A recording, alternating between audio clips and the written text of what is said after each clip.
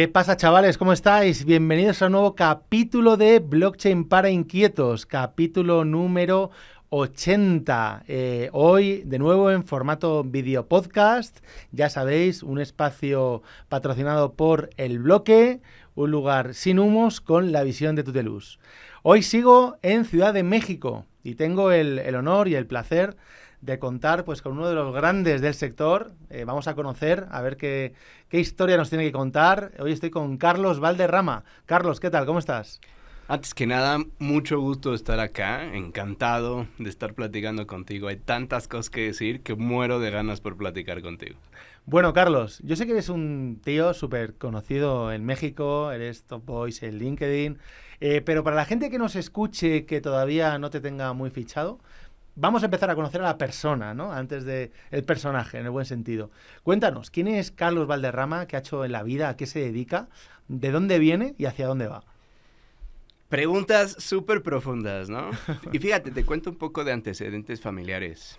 La verdad es que mi familia es de origen muy humilde, pero humilde. O sea, imagínate mi abuelita, mi mamá limpiando casas.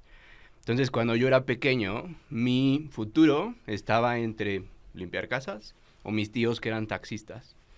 Esas eran las dos cosas como los highlights en mi familia, ¿no? Entonces, desde pequeño, yo siempre, no sé si mi abuelita decía que me equivoqué de código postal al momento de nacer, cosa extraña, pero siempre como que tuve esta necesidad de algo más, de ir por cosas y cosas y cosas. No cosas materiales, sino más bien crecimiento personal, ¿no?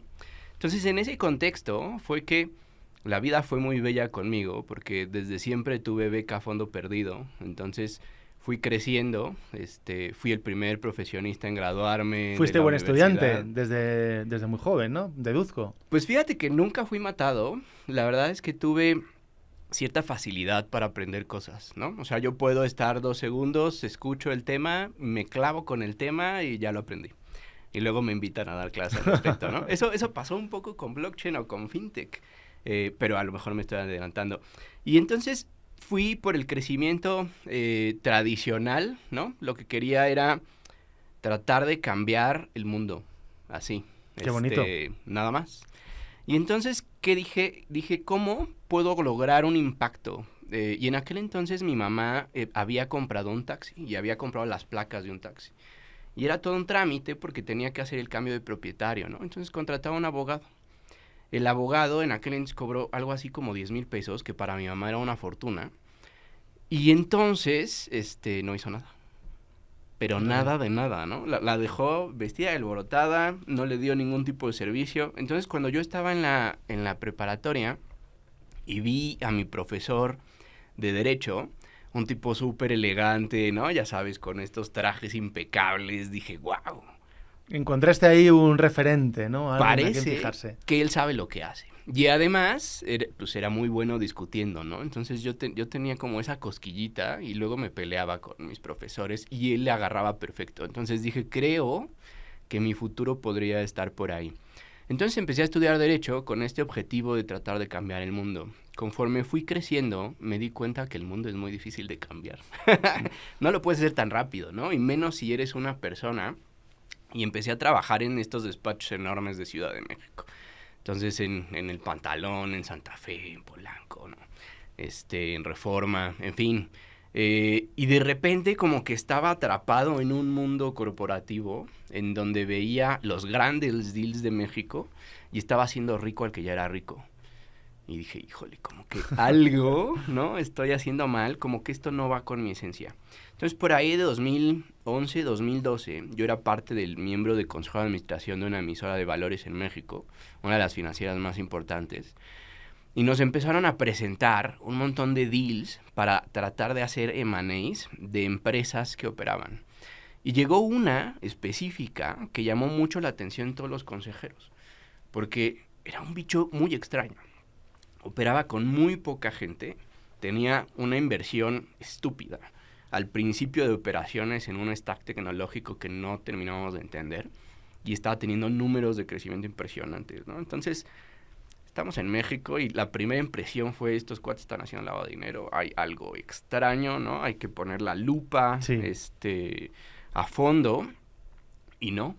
O sea, fue una grata sorpresa porque ya después entendí que eso se llamaba fintech, ¿no? Y que lo que estaban haciendo era ¿Que era mezclando... un neobanco? ¿Algo parecido a lo que luego llamamos neobancos? ¿O qué era? No, era una especie de reestructura de deuda. Pero para ello utilizaban data, analytics, ¿no? Desde que en aquel entonces inteligencia artificial. O sea, imagínate, Fíjate, era una startup muy interesante. Y entonces terminamos adquiriéndola. Bueno, no yo claramente, ¿no? O sea, la empresa que cotizaba en bolsa. Y fue como todo un proceso de esto está muy extraño, me voy a clavar a tratar de entender por qué tiene números tan buenos, ¿no? Y a lo mejor eso lo puedo trasladar a mi experiencia en el Consejo de Administración. Entonces me metí a estudiar lo que sea, tomé el primer curso de FinTech en México, me fui a Estados Unidos a estudiar Smart Contracts, terminé en España en un curso que daba...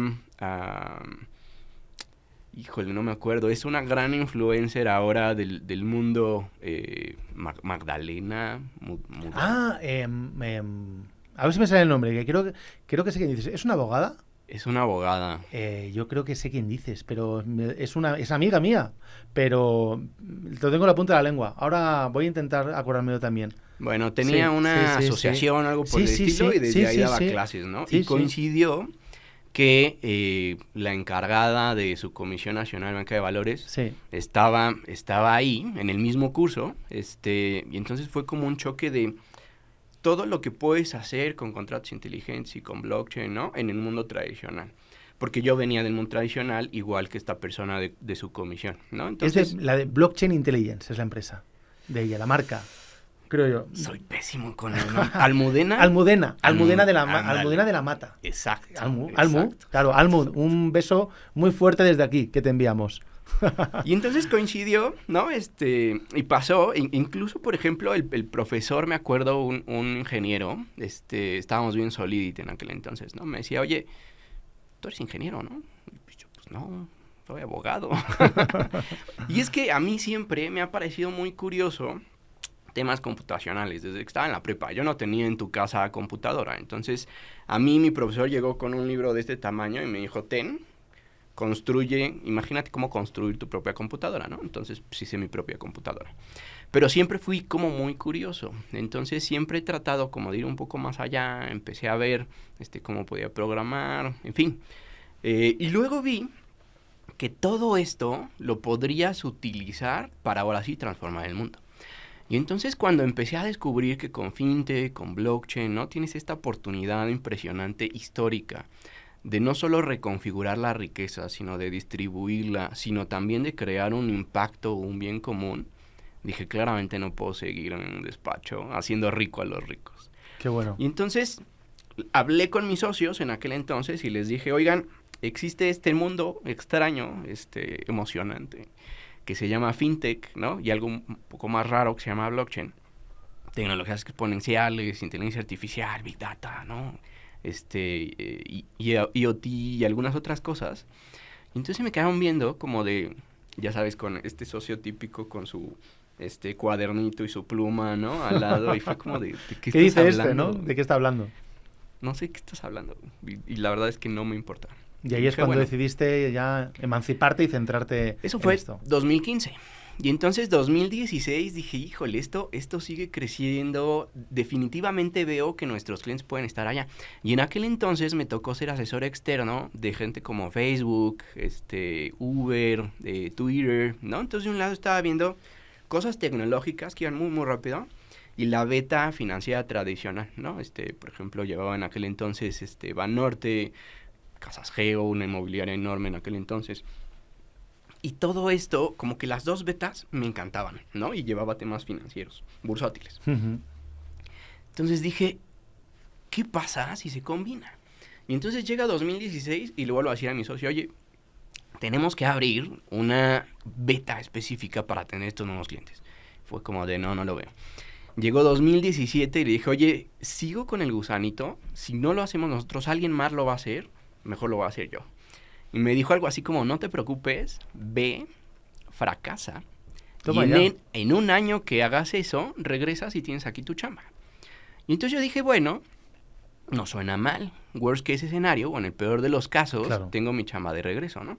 Y en aquel entonces, no sé si lo recuerdas, pero 2017 principios, Bitcoin estaba como en 2,000 y tantos dólares, ¿no? 2,300, una Sí. cosa así. Y me tocó el crecimiento exponencial a los $20,000 en diciembre. Y entonces yo había invertido un alguito, y dije, como que los ¿Qué es astros esto, están no? alineando, en todo fracasa, tengo un golden parachute de Bitcoin y la vida va a ser bella, ¿no? Entonces dije, no, ya renuncio, voy a hacer esto. Me empecé a picar piedra porque no me llevé ningún cliente. Empecé desde cero. Hice desde cero. O sea, en el roof o en la, Sí, sí. en la azotea, ¿no? De mi mamá, literal. O sea, en una mesa, ¿no? Y dije, vamos a partir del principio de un MVP, que es lo que necesitas para poner un despacho. Un gato que trabaje y dale al gato una computadora. Yo era el gato, ¿no? Y entonces, así empezó el despacho. Qué Y eso bueno. fue 2017. A la fecha, hemos tenido la oportunidad impresionante, no sé cómo lo hicimos, pero de asesorar a más de 495 proyectos. Dentro de esos, 8 bancos, 7 unicornios, 3 Big Tech, ¿no? Las emisoras de valores más grandes de blockchain del mundo. Proyectos Oye, que no podría haberme pero ¿cómo imaginado. llega, Carlos? ¿Cómo llega, pues, lo que acabas de decir, ¿no? ¿Cómo llega pues un empresario desde la mesa, ¿no? De la habitación de su madre? ¿Cómo llega a asesorar por ejemplo, una de las empresas más grandes del mundo? O sea, ¿has visto tú, llegaste en el momento adecuado, ¿no? Hay un refrán popular, ¿no? Español, que dice, en el país de los ciegos, el tuerto es el rey, ¿no? Llegaste en un momento muy incipiente donde nadie sabía nada, te has movido muy bien en otros países, ha sido coincidencias de la vida, ¿no? Picasso decía, cuando decían, ¿no? A Picasso que qué suerte tenía, porque le iba muy bien todo, siempre decía, bueno, que la suerte me pille siempre trabajando. ¿Dónde crees tú que está la mezcla de la salsa secreta para poder haber hecho tanto en tan poco tiempo y sobre todo, como decías, empezando con un MVP, tú solo desde cero? Y ahí fíjate, alguien en algún momento me contaba una historia, ¿no? Y me decía, oye, hay una familia, clásico patriarca, manda a sus 2 hijos a un país, ¿no? Los 2 con una visión estratégica, hacían zapatos, ¿no? Entonces necesitamos que vayas para ver si hay mercado. Los 2 se fueron en aviones separados, ¿no? Cuando llegan al país, lo observan y luego regresan a casa. Y entonces regresan con el patriarca y el papá les pregunta por separado qué vieron, ¿no? Entonces el primer hijo les dice, oye, es que nadie usa zapatos. No vamos a poder vender, no vamos a poder hacer nada ahí, ¿no? Está perdido. O sea, ni siquiera lo intentes. Cualquier cosa que vayas a generar va a fracasar. Y entonces viene el segundo hijo y le dice, oye, nadie usa zapatos. La oportunidad es increíble, ¿no? Y creo que un poco sucedió eso, porque sí. si tú haces un análisis estadístico histórico en México, 2017, Claro. cuando yo inicié el despacho, había más o menos 152 empresas. Un ecosistema en pañales, Sí, iniciando. Y la mayoría de estos emprendedores no tenían un peso para pagarte. claro. Entonces, muchas de las cosas con las que inicié trabajando, literal, cobré 10 pesos. O sea, en temas de proporción, no sé, unas 2,000 veces menos de lo que cobro ahora, ¿no? Pero, eran los grandes personajes que estaban generando innovación disruptiva e innovación de a de veras, ¿no? En donde... Supiste verlo, tuviste la capacidad, la visión de decir, aquí hay tomate, aquí me voy a meter yo y como tú dices, esto están haciendo, no me importa tanto. Ahí, claro, un despacho habitual no habría entrado nunca. Dices, si no tienes dinero, pues hasta luego. Pero tú supiste verlo y bueno, y fue una buena decisión, ¿no? Pues me gustaría pensar que fui una especie de genio con una visión estratégica impresionante, pero la verdad es que no. O sea, yo creo que me clavé muchísimo en la tecnología y en las posibilidades y cómo eso podría de alguna manera reflejar la misión de mi vida, ¿no? Otra vez, cambiar el mundo. Y los astros se alinearon y coincidieron. Claro. Porque una vez que inicié el despacho, sucedió, fíjate, esta historia está loca y extraña, porque haz de cuenta que había una asociación que se llama AFICO, la Asociación de Plataformas de Financiamiento Colectivo Mexicana, y entonces yo mandé un correo para ver si buscaban profesores que vieran estos temas desde la perspectiva legal. Así, sin nada, o sea, Sí. no conocía a nadie, ¿no? Y entonces el tiempo pasó y las 2 semanas y yo estaba en tu casa, a mí me gusta hacer muchas manualidades, ¿no? Y entonces en el patio trasero estaba, pues era como un cubo de luz, estaba muy aburrido, no tenía gran chiste, ¿no? Entonces literal estaba levantando el piso, o sea, estaba yo con masa, Sí. mazo y pico, picando el piso para levantarlo y ahí hacer un patio o algo por el estilo, algo que tuviera como más color.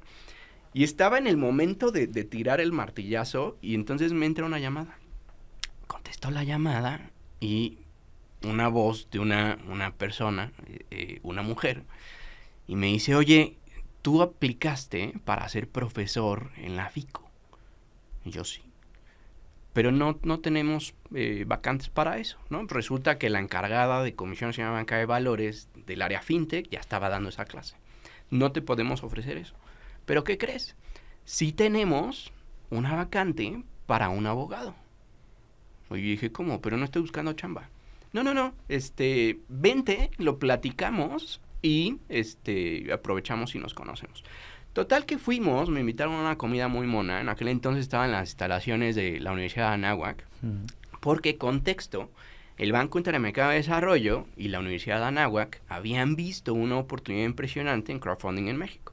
Entonces lo que sucedió es que el BID metió una cantidad interesante para que eso tuviera un crecimiento, ¿no? Entonces la universidad pues dieron, digamos, esta perspectiva académica a la FICO desde el inicio para tratar de generar un montón de contenido al respecto y justificar cómo el crowdfunding podía generar muchas cosas interesantes. Entonces fui a la comida y fue con el director general de la FICO, que todavía está en funciones, ¿no? Y con María. Un personaje bien interesante que después terminó en Bimbo Ventures, por ejemplo, ¿no? Pero en aquel entonces un poco el objetivo era tratar de platicar, pues qué era lo que estaba pasando, ¿no? Y entonces en eso me dicen, oye, pues está negociando y cabildeando la ley FinTech, nos interesa que tú estés ahí porque necesitamos un abogado, ¿no? Porque cuando tú entrabas a las reuniones, la gente estaba vestida como tú. Y yo era el único bicho raro que iba de traje, ¿no? Entonces, incluso en las negociaciones y en el cabildeo de la ley FinTech y luego las disposiciones secundarias, eran mesas enormes, como de, ¿qué te gusta? 45 personas, ¿no? La mitad del gremio estaba ahí tratando de generar un impacto en el regulador financiero. Y se generaron algo así como 274 reuniones con el regulador, ¿no? Entre el gremio y el regulador. Y el objetivo era tratar de explicar qué carajos estamos haciendo en el sector fintech y por qué eso era importante para México. Y por qué se iba a marcar un antes y un después. Y por qué necesitábamos un marco regulatorio al respecto, ¿no? Entonces, así pasaron 274 reuniones más o menos. Y al final del día, ¿no? México hizo algo histórico, que fue emitir la primer ley fintech del mundo. Hasta ese momento... ¿Eso en qué año fue? 2018. Hasta ese momento, el resto de los países lo que había hecho era tomar su cuerpo regulatorio adaptar y ahí hacer donde modificaciones. Claro. Acá el tema fue tan relevante en ese momento que lo que se dijo fue, vamos a crear una ley nueva, desde cero, ¿no? Entonces, estas reuniones fue para tratar de ver qué íbamos a hacer al respecto. E incluso cuando pasaron el primer borrador, se lo encargan a Comisión Nacional de Banca de Valores y Comisión lo distribuye. Dentro de esas distribuciones se lo pasa a Banco de México. Venían 3 nuevas entidades financieras. Una de esas era un exchange. Toma ya. O sea, imagínate un exchange incrustada en el sistema financiero mexicano, una especie de mini banco con conexión directa al SPEI y lo que quieras. Y además que tenía la posibilidad literal de comprar y vender cripto, ¿no? O sea, eso iba a ser revolucionario a nivel internacional. Claro, cuando el borrador llegó a Banco de México... Dijeron que eso nada, ¿no? Gracias, no, están en drogas, eso no va a pasar, ¿no? Pero es que la verdad es que cuando yo empecé el despacho, estos emprendedores que de alguna manera eran pequeños, son ahora los gigantes de México. Bueno, la época empezaría Bitso por ahí, ¿no? Y todos estos, claro. Y hace cuenta que lo que sucedió fue muy interesante, porque por ejemplo, yo tenía en aquel entonces el primer cliente del despacho, fue un emprendedor que había sido reconocido a nivel internacional, había sido becado por otros países para exportar su modelo de negocio porque era muy disruptivo. era reconocido, ¿no?, en el ecosistema emprendedor como el emprendedor de México. Pero del otro lado estaba siguiendo un proceso de investigación por parte de Comisión Nacional de Banca de Valores, porque según ellos estaba captando dinero de manera ilegal. Uh-huh. Nada más para que te des cuenta del tamaño de esto, de ser encontrado culpable, pues nada más eran 15 años de prisión. Buah. Madre mía. Fue un tema impresionante, ¿no? A partir de eso fueron los 6 meses más largos de mi vida. Se me empezó a caer el cabello, ¿no? Por eso ahora uso esto. Pero imagínate la presión. Y luego está muy interesante porque de un lado tú estabas negociando y cabildeando con el regulador financiero mexicano, en donde él era la voz a escuchar. Y literal, en el otro piso del mismo regulador financiero, él estaba siendo perseguido de alguna manera, ¿no? Qué locura, ¿no? Y eso no era solo su caso. Más o menos el 34% del ecosistema fintech mexicano en aquel entonces estaba en la misma situación. Estaba siendo perseguido de alguna manera. Sí, entonces por eso nuestra insistencia de que se generara un marco regulatorio al respecto, ¿no? O sea, que este ecosistema haya tocado la puerta del regulador financiero y le haya dicho, oigan, aquí estamos como en una especie de limbo regulatorio en donde parece que se puede, pero pues ustedes dicen que no. Yeah. Pero necesitamos claridad, ¿no? Oye, ¿y tú crees que puede estar pasando o que ha pasado recientemente algo parecido en cuanto a cripto? Las empresas que han hecho o que han empezado a lidiar con cripto han estado de alguna manera perseguidas o bajo el punto de mira del regulador, o una vez que ya vivió eso el regulador con las fintech, con cripto ha sido un poco más suave. ¿Cómo lo ves? Yo te diría que hay perspectivas distintas, ¿no? Y digamos que de manera tradicional el regulador financiero internacional ha sido enfrentado con esto desde 3 visiones. La primera es, no tengo idea qué es lo que está pasando, no lo entiendo, lo prohíbo. Radical y tajalmente, ¿no? La segunda es, bueno, pues parece que están haciendo algo, pero la verdad es que son muy pequeños, como para prestarles atención. El día de mañana, o sea, los mantengo en la lupa y el día de mañana que crezcan, puedo hacer algo al respecto. Y la tercera o el tercer approach, ¿no? Que es, estoy viendo qué estás haciendo, me meto a fondo a estudiar la tecnología, cuáles son sus ventajas, desventajas, implicaciones. Y sobre eso genera un marco regulatorio prudencial para permitir la innovación de una manera controlada, claramente, porque también normalmente en este tipo de temas, pues una empresa con estas características tiene que ver con los fondos del público en general, ¿no? Sí, y eso siempre es delicado. Esa es la parte más delicada, ¿no?, de todo, ¿no? En España pasa algo similar con el regulador y siempre, ¿no?, está preocupado, es normal, es su naturaleza o su obligación velar por los intereses de los inversionistas, pero por lo que puedas hacer tú, ¿no?, con el cliente final y evitar ahí pues potenciales fraudes, que al menos en España, no sé aquí, tenemos muy malas experiencias en el pasado, sobre todo durante la crisis famosa del 2007 de Lehman Brothers, pero adivina quiénes fueron los que cometieron el fraude: las cajas de ahorro. En las cajas de ahorro comercializaron en aquel momento un producto muy sofisticado, le llamamos preferentes, entre los jubilados. Y se especializaron además, fíjate qué duro, en jubilados de zonas rurales. Es decir, imagínate el conocimiento, ¿verdad?, financiero que podía tener un jubilado para contratar un producto financiero sofisticado. Y hubo muchísima gente que perdió mucho dinero, ¿no? Y el regulador ahí, pues desde ese momento, claro, les pusieron las pilas y dijeron, oye, mucho cuidado que no vuelva a ocurrir algo parecido. Y desde entonces sí que está muy vigilante de cualquier cosa, se llame cripto, se llame lo que sea, ¿no? Pero bueno, nos tocó a la época cripto y siempre ha estado muy encima de nosotros, aunque yo creo que, no, es una realidad. No ha vuelto a haber ningún tipo de fraude similar, ni en cripto ni en nada, pero cripto, en ese sentido, al menos en España, ha estado impoluto, ¿no? Pero las estafas son históricas, ¿no? Exactamente, o sea, que siempre ha habido. Humanidad, creo que hay estafas. Hay dinero, hay estafas, ¿no? Sí, siempre hay alguien que trata de ser más listo que los demás, ¿no? Y justo por eso creo que en algún momento de la historia, si nos vamos a teoría del Estado, pues alguien renunció a nuestra soberanía natural y entonces concedimos cierta jurisdicción a un Estado para poner reglas, ¿no? Y que no fuera la ley del más fuerte, y no porque yo tener un garrote más grande que el tuyo voy a imponer mi voluntad sobre la tuya, ¿no? Y tratamos de crear reglas.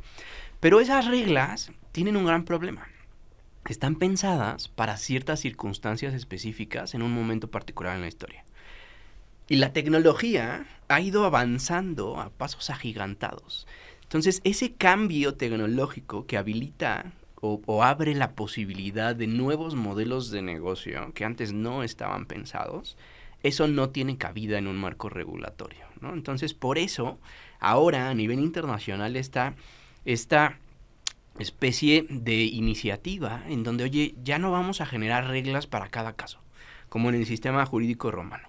Ahora vamos a tratar de generar principios y conforme esos principios, como te decía hace rato, reglas prudenciales para que las cosas sucedan, porque la realidad es clara, aplastante y abismal. Esa llega primero, ¿no? Y después tú como regulador o como regulador financiero tratas de reaccionar.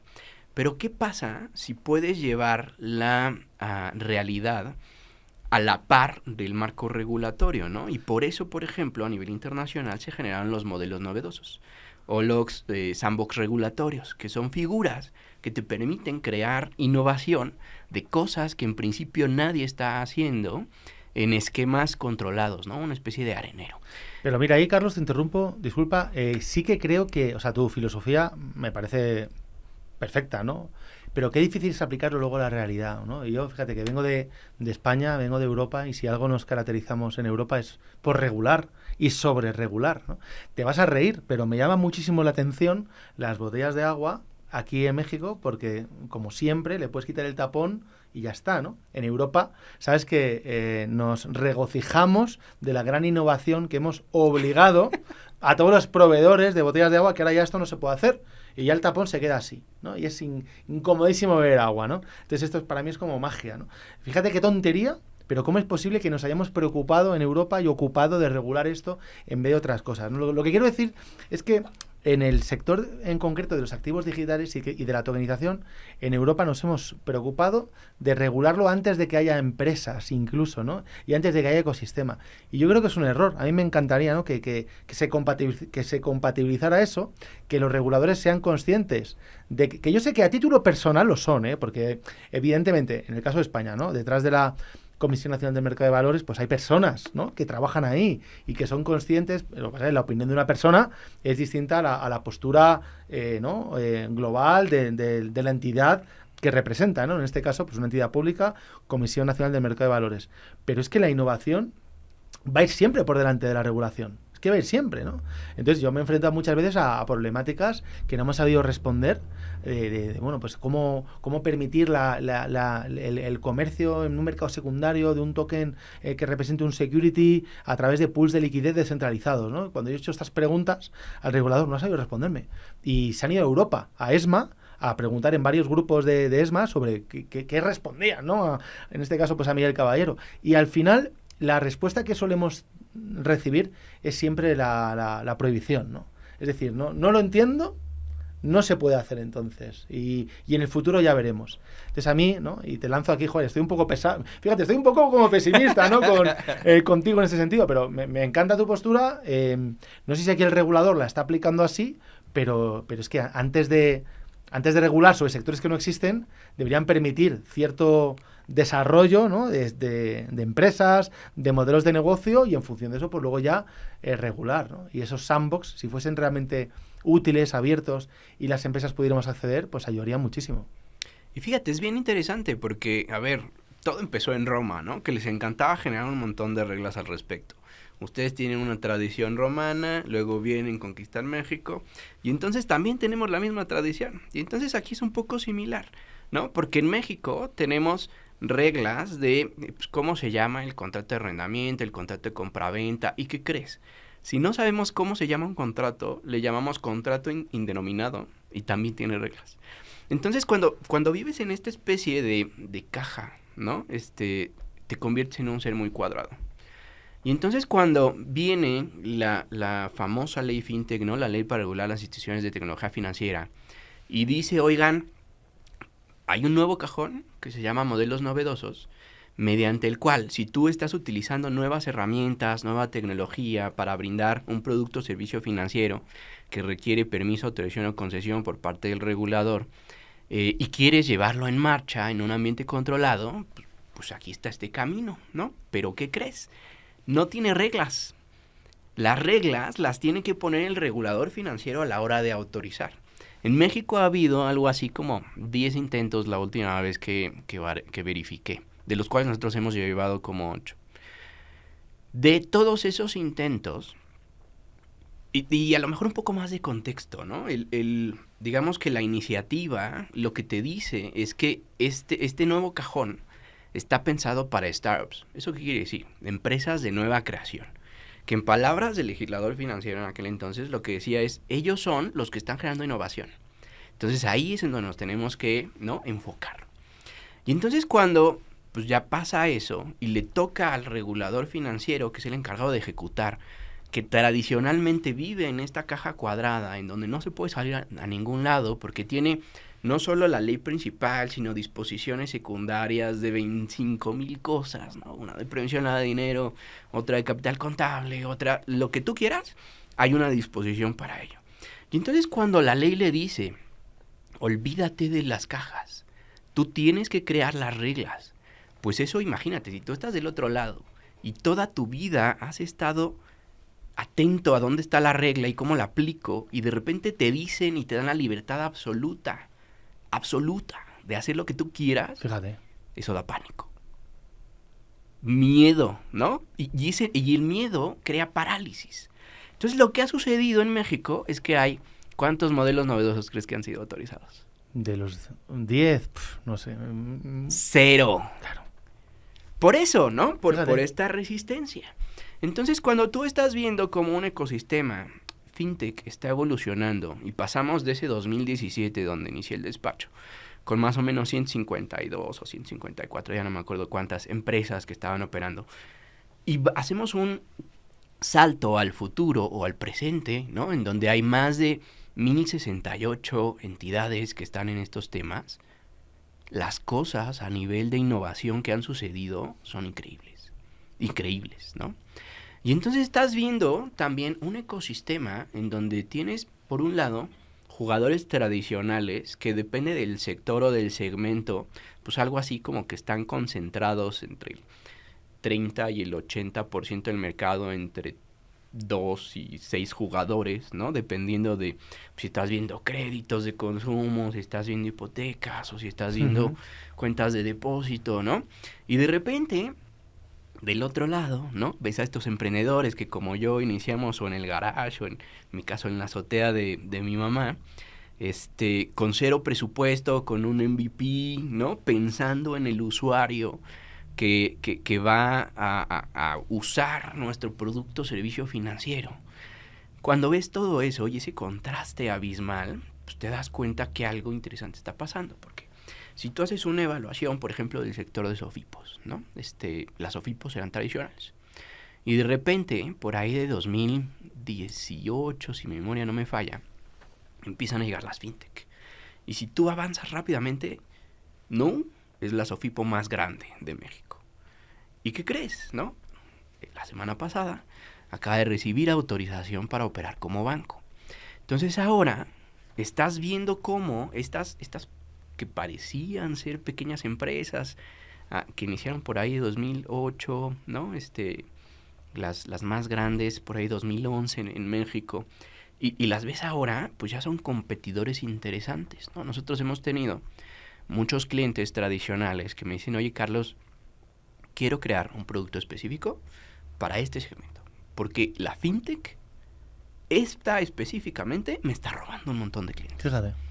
Pero luego también tienes este andamiaje tradicional, burocrático, de un monstruo como una entidad financiera tradicional que dice, pues vamos a generar innovación, ¿no? ¿Y cómo hacemos eso? Bueno, pues tráete a los expertos y tráete a gente técnica, que sea muy técnica, para generar algo, ¿no? Y eso, por ejemplo, un caso reciente mexicano, es Grupo Financiero Banorte, que en 2020 decide 2 estrategias distintas. La primera, crearon un neobanco, un banco 100% digital, olvidándose de su estructura legacy, literalmente el siglo pasado, de todos estos fierros prehistóricos, Sí. construir desde cero y obtener una autorización. Eso se llamó Bineo. Y luego del otro lado, en ese mismo año, lo que dice, bueno, vamos a aprenderle a alguien. Y entonces hacen una alianza estratégica con Rappi. y crean una cosa que se llama tarjetas del futuro que lanza RappiCard, ¿no? O las tarjetas Rappi. Y tiene un crecimiento impresionante. En 2021 ya tenía más de 600,000 usuarios. Había Banorte invertido o se había comprometido a invertir algo así como 4,000 millones de pesos. Se los acabaron muy rápido. Y entonces Banorte frena, ¿no? Freno de mano, freno parada en seco y dice ya, vamos a replantearnos esto. La gente de Rappi, que en aquel entonces estaba encargada de ello, pues tiene que salir a buscar chamba en otro lado, porque pues esas limitaciones no son de una startup que es ágil, que tiene que moverse rápido, ¿no? Por ejemplo, el encargado terminó siendo el que es ahora el CEO de Revolut, ¿no? Esta gran fintech de Reino Unido. Y entonces tienes estas, si avanzas rápidamente al presente, pues ¿qué crees? La semana pasada anunciaron reestructura de Bineo, ¿no? Lo que sea que signifique. Claro. Y ahora están pensando en venderla. Pues porque nada más tiene algo así como 1,200 millones de pesos en pérdidas y una tasa de morosidad como del 27%. Uf. Entonces, una cosa impresionante, ¿no? Y del otro lado, así casi, o sea, los tiempos están perfectos. Casi a los 3, 4 días siguientes anuncian la adquisición completa de RappiCard, ¿no? Es como, estoy reconociendo tácitamente que no, la innovación interna no me salió, entonces tengo que ir a encontrarla en otro lado.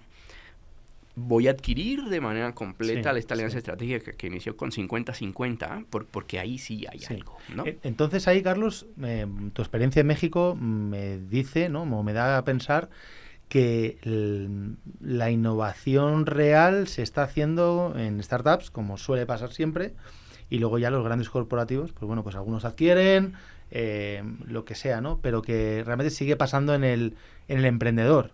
Entonces yo aquí mi pregunta es, en relación ya a la tokenización, a los activos digitales en general, más allá de las criptomonedas, todo lo que se puede hacer en relación a tokens, ¿cómo estás viendo tú que está el mercado, la industria mexicana?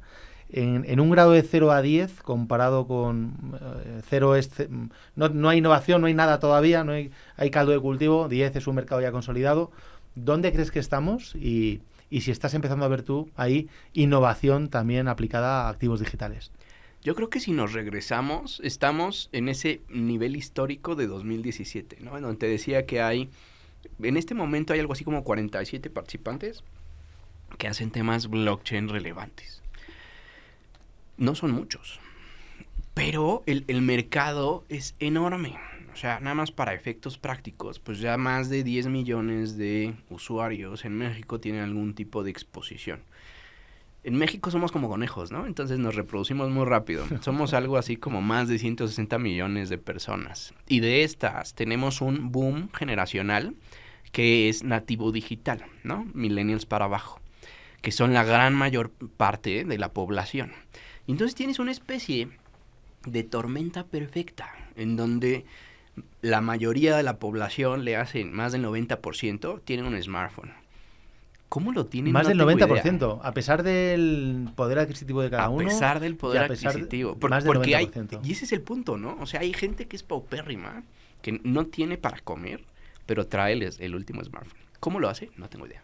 O sea, no me preguntes. Es curiosísimo. No muy curioso. Mucha población todavía desbancarizada, imagino, pero da igual, todos con el móvil. Sí, y es parte de esta tormenta perfecta, ¿no? Y entonces, todos con el móvil, más del 85% conectado con internet, ¿no? Entonces tienes todos los elementos para que esto crezca y para que sea una explosión masiva e impresionante, ¿no?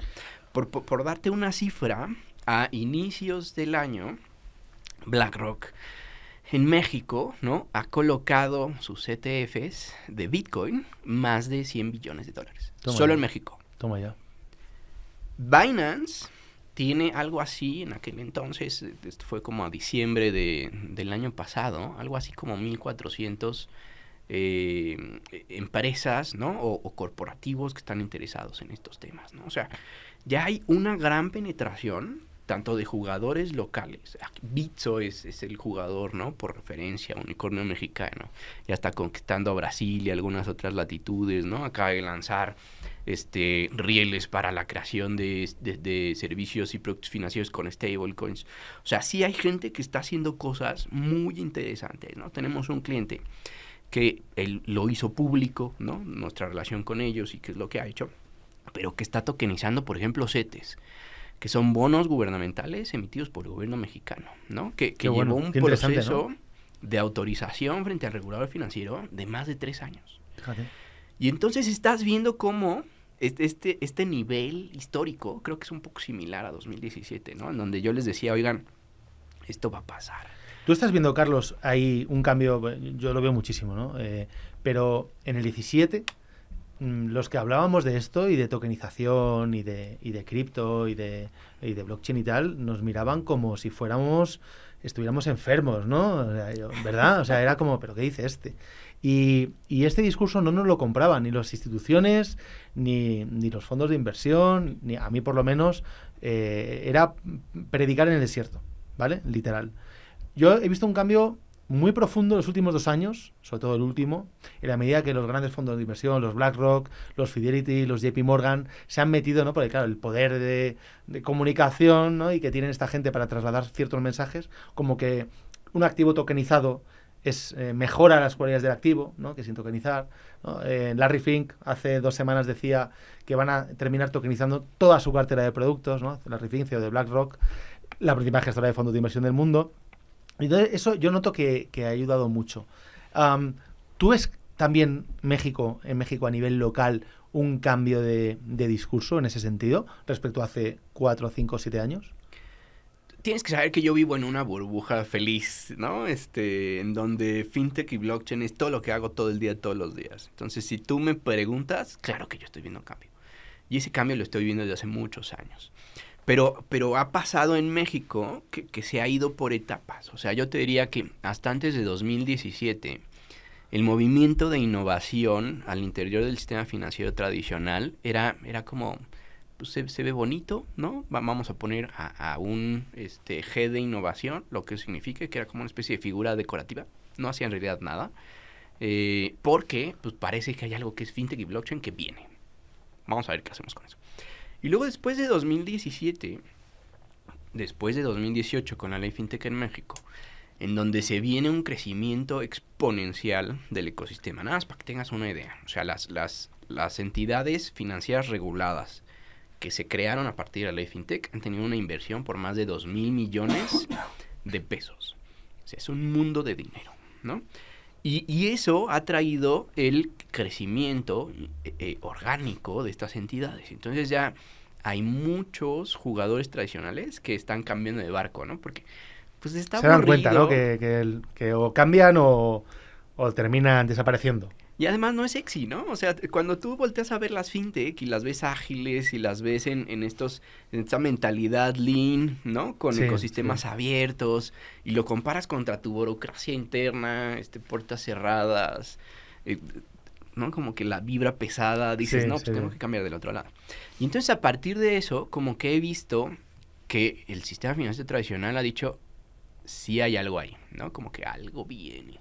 Pero no es hasta, yo te diría, 2023, ¿no? Evidentemente post-COVID, en donde nos hicimos un choque impresionante y frontal en donde las entidades financieras con sucursales tuvieron que cerrar.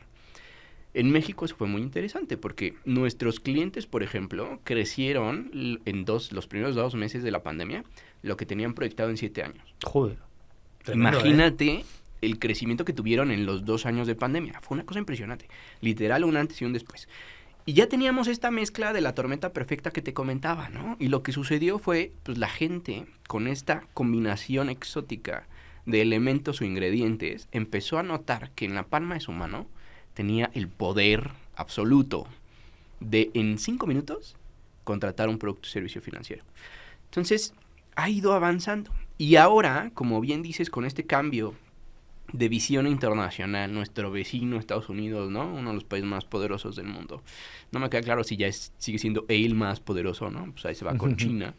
y China me parece tiene más visión estratégica a largo plazo, ¿no? Estados Unidos es como más reactivo.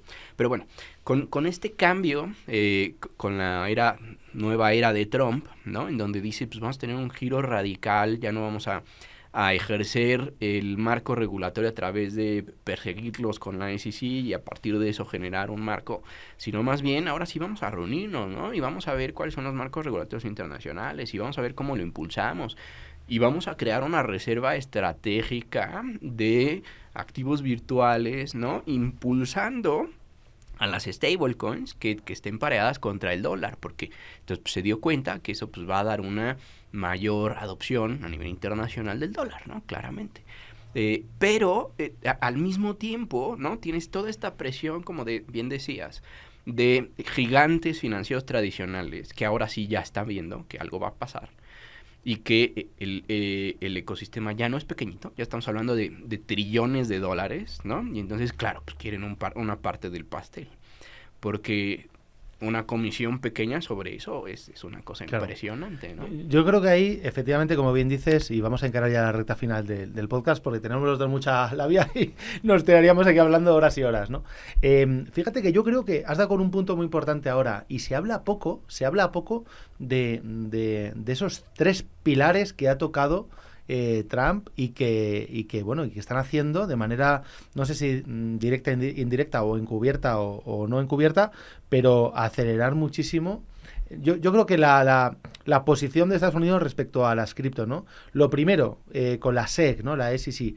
En la época anterior, las empresas cripto estaban perseguidas por la SEC. La que no tenía una demanda tenía 3. Fíjate que Coinbase le hicieron la vida imposible, y eso que salió en la bolsa de Nueva York, ¿verdad? En el Nasdaq, cumplió todos los requisitos que le dijo la SEC, y luego la SEC le carga no sé cuántas demandas. Y dices, pero macho, si he hecho lo que tú me has dicho que tenía que hacer, ¿cómo que ahora me demandas, no? La SEC demandando a Consensus por MetaMask y porque si Ethereum es o no un security token. O sea, hemos vivido unos meses en la época de Biden en ese sentido muy locos, ¿no? De decir, ostras, si resulta que ahora USDC es un security, pues apague y vámonos, ¿no? Entonces llega Trump y dice, como decimos en España, y perdona que diga ciertas palabrotas, ¿no? En el podcast, a tomar por culo, fuera. Todas las demandas fuera. Somos crypto friendly, receptivos. La SEC no va a ser quien ponga aquí puertas al campo. Punto 2, que poco se habla, la compra durante los próximos 5 años de billions de dólares en activos digitales por parte de la Reserva Federal de Estados Unidos. Ostras, es que Trump ha dicho que va a comprar miles de millones de dólares en Bitcoin, en Ethereum, en Solana, en Cardano y en algún otro activo digital. Eso es tremendo. O sea, eso lo dice Bukele, algunos se ríen, otros lo aplauden, pero bueno, al final El Salvador es un país pequeño. Pero es que Estados Unidos ha dicho que va a incorporar activos digitales a sus reservas. Eso es tremendo, ¿no? Y el tercer pilar, como decías, el de las stablecoins, ¿no? Apoyo a muerte las stablecoins. Es cierto que ahí también hay mucha geoestrategia, ¿no? Porque esas stablecoins son empresas que al final están invirtiendo, ¿no? La mayoría de esa liquidez, ¿no? Bloqueada en fiat se está invirtiendo en bonos del tesoro americanos. Entonces Trump y la administración con mucha razón dicen, ostras, si en vez de tener 1 trillón en stablecoins tenemos 3 trillón y el 60% de esos 3 trillón está comprando bonos del tesoro americanos, pues estoy vendiendo mi propia deuda sin darme cuenta, ¿no? Por lo tanto, vamos a apoyar aquí a muerte a las stablecoins. Es un movimiento brillante bajo mi punto de vista, pero en definitiva, con esos 3 movimientos está diciendo el gobierno de Estados Unidos que apoyo a muerte al sector. Entonces yo creo que el resto del mundo vamos a terminar haciendo cosas parecidas. Insisto, aunque Europa nos pongamos puertas al campo con la regulación, joder, un país como México, que tenéis tantos acuerdos comerciales con Estados Unidos, va a ser inevitable, ¿no? Y eso yo creo que, como bien decías, nos va a ayudar a todos los que intentamos hacer negocio, ¿no? En torno a los activos digitales y a la tokenización. Tú durante muchos años, yo muchísimo menos. En México, pues nos va a ayudar, ¿no? A acelerar. Y creo que eso es muy bueno. No sé cómo lo ves. Sí, al final es un cambio de paradigma, ¿no? Porque el país más poderoso del mundo dijo, oye, la dirección ya no es la que era, ya no vamos a generar, ¿no? O ir en contra de estos emprendedores. Sí, ya vimos que sí hay ventajas, entonces vamos a explotarlas. Y eso es un cambio no solo de paradigma, sino un cambio de rumbo económico también, ¿no? Y hay un montón de temas geopolíticos ahí, porque del otro lado tienes, por ejemplo, a China con su yuan digital, con su CBDC, ¿no? Muy criticada por temas de control y espionaje y lo que quieras, pero ese es como una especie de dirección, ¿no? Y del otro lado tienes a Trump diciendo, oye, no, vamos a eliminar CBDCs. No va a haber CBDCs en Estados Unidos. Y había, ¿no? No solo la puesta en marcha de una CBDC, sino también la Reserva Federal era parte de este análisis que está siendo impulsado por el BIS, ¿no? El Banco Central, los bancos centrales, para tokenizar depósitos. Incluso, por ejemplo, en México, a nosotros nos tocó coordinar una alianza estratégica con 2 blockchain layer 1, un par de bancos y un par de fintechs y nosotros como despacho, para generar colaboración estratégica para esta tokenización de depósitos bancarios, ¿no? Y entonces ves cómo es un cambio. O sea, es como decir, si teníamos un sistema físico, vamos a pasar a un sistema digital, ¿no? Y hay una orden ejecutiva que dice tal cual eso, ¿no? O sea, vamos a generar ahora todo digital y todos los pagos que se hagan al gobierno tienen que ser ahora digitales, ¿no? Y eso implica que pues no tienen la infraestructura, ¿no? Porque al día de hoy, pues qué más quisieran en Estados Unidos tener un sistema como SPAY. SPAY es el sistema de pagos de Banco de México que desde hace muchos años genera pagos en tiempo real, ¿no? Yo en este momento, es más, te puedes escanear un código QR y en segundos mandarte dinero, así, enfrente, ¿no?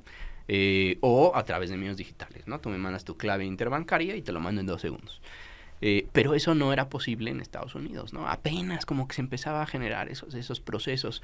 Y entonces ahora, con todo este cambio estratégico, pues, ¿quién crees que va a tener la oportunidad? Pues claro, todos estos innovadores que han estado generando desde 2008 para acá cambios desde una startup y que ahora ellos son los que tienen la tecnología y son los que pueden hacer los cambios a profundidad, ¿no?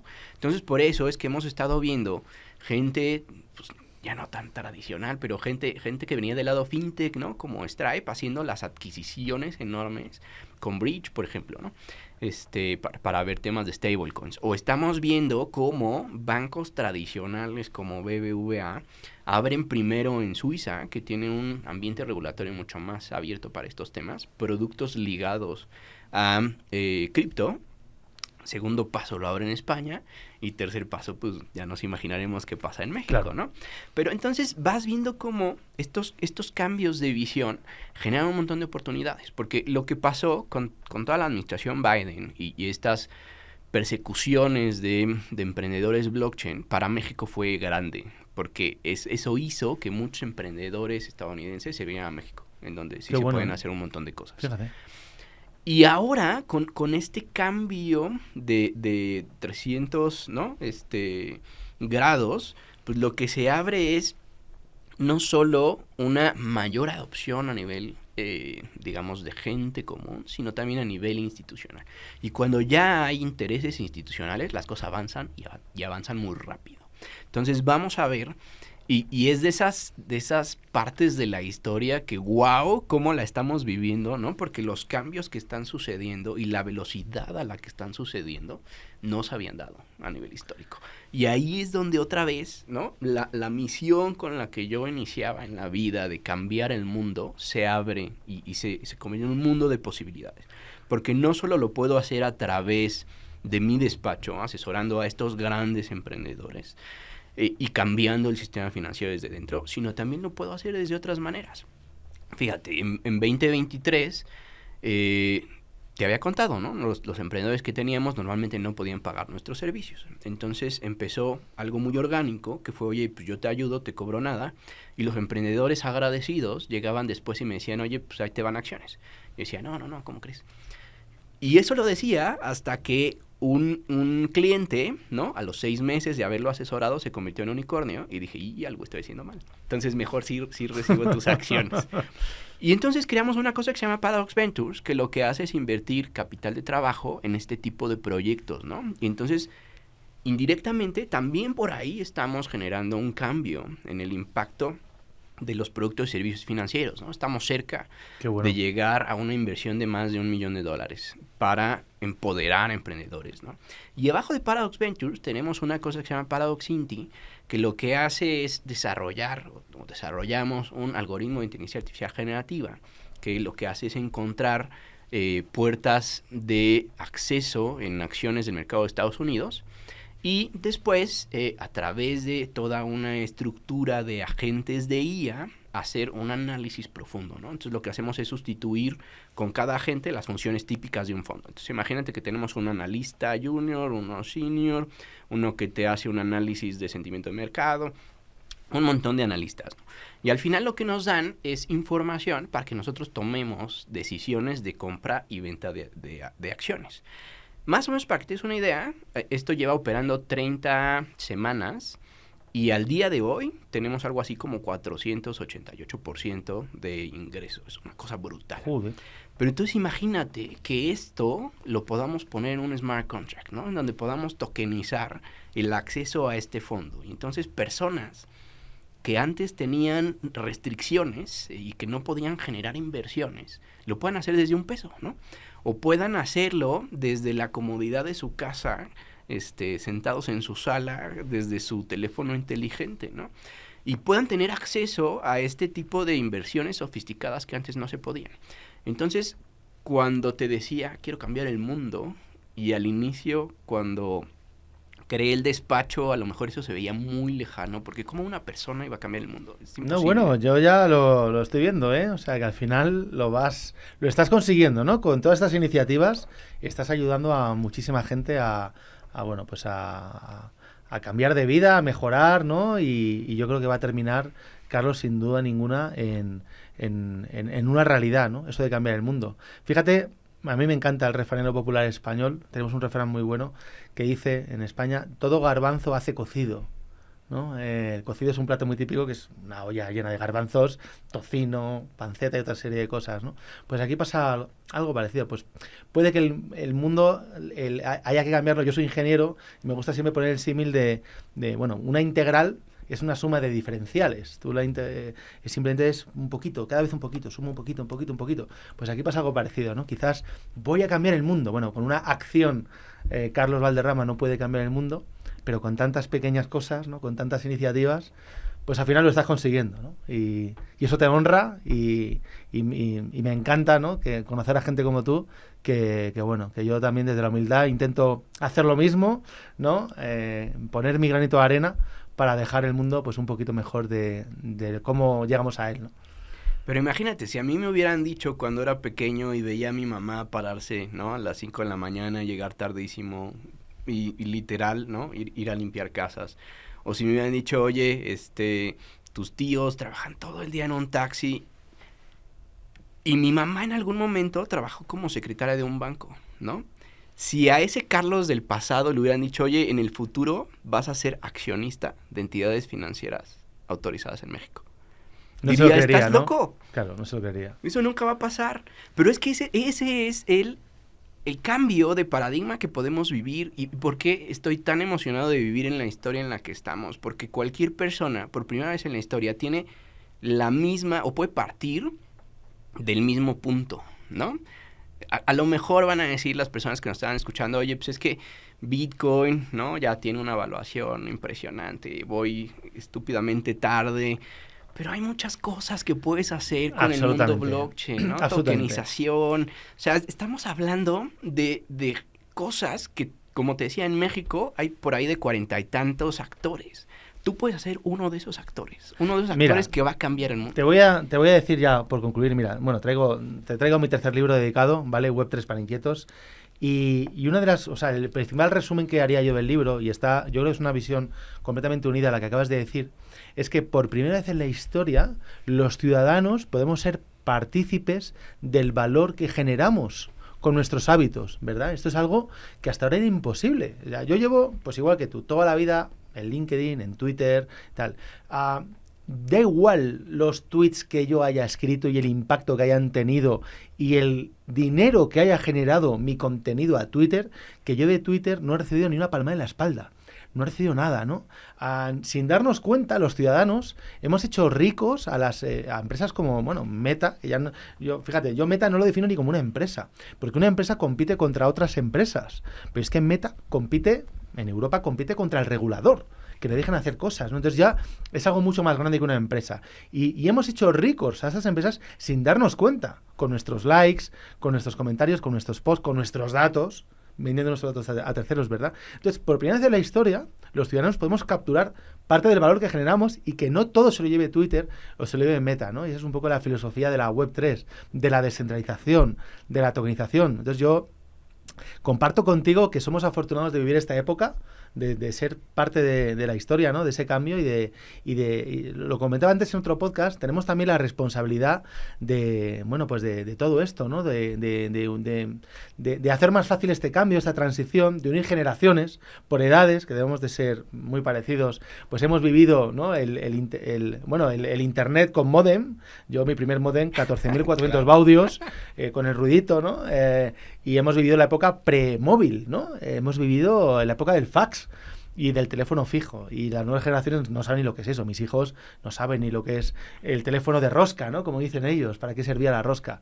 Y tenemos mucha responsabilidad, pero al mismo tiempo vivimos una época preciosa, ¿no? Donde estamos viendo ya una nueva generación de empresas que yo tengo clarísimo que las empresas del futuro a largo plazo serán completamente distintas a las de ahora, ¿no? Es mucho más en esa filosofía Web3 de compartir.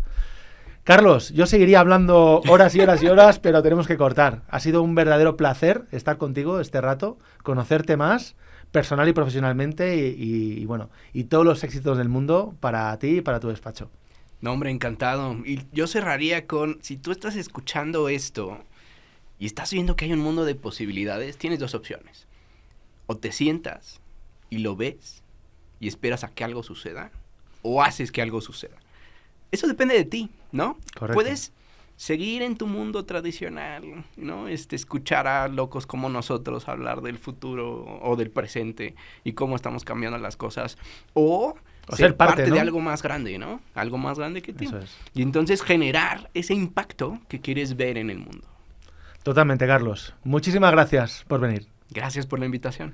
Y a todos vosotros, gracias por haber llegado hasta aquí y nos vemos en el siguiente podcast.